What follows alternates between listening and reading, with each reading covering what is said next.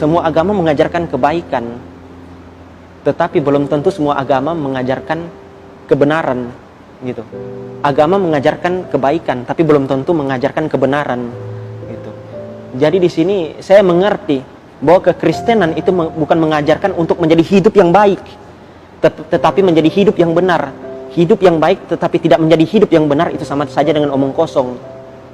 Kita hidup berbuat baik, melakukan amal ibadah, melakukan sedekah apapun itu, tapi hidup kita tidak benar di hadapan Tuhan, itu kosong.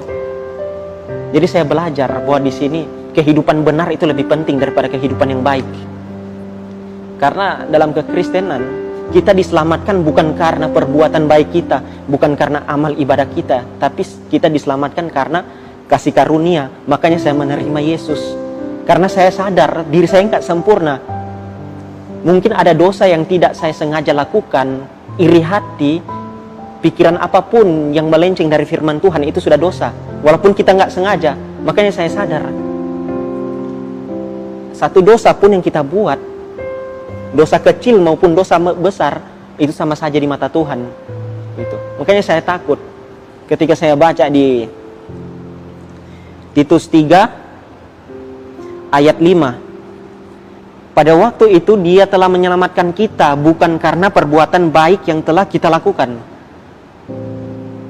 tetapi karena rahmat-Nya oleh permandian kelahiran kembali dan oleh pembaruan yang dikerjakan oleh Roh Kudus. Segala sesuatu kita diselamatkan bukan karena perbuatan baik.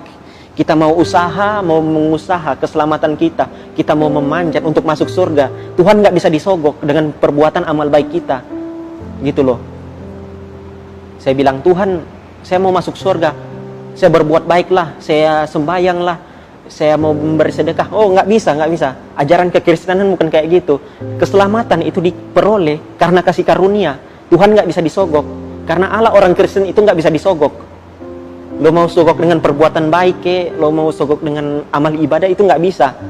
Keselamatan terjadi ketika lo mengaku Yesus sebagai Tuhan dan Juru Selamat. Karena kalau engkau nggak mengaku Yesus sebagai Tuhan dan Juru Selamat, engkau nggak selamat. Karena pribadi Allah itu dalam Yesus. Kalau engkau nggak mengaku Yesus, engkau menyembah Allah yang salah.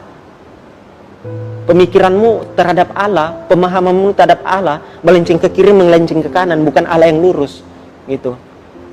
Makanya saya sadar bahwa diri saya nggak sempurna, diri saya nggak bisa dibilang suci lah, nggak bisa dibilang kudus. Makanya saya sadar, karena saya sadar saya menerima Yesus bukan karena perbuatan saya.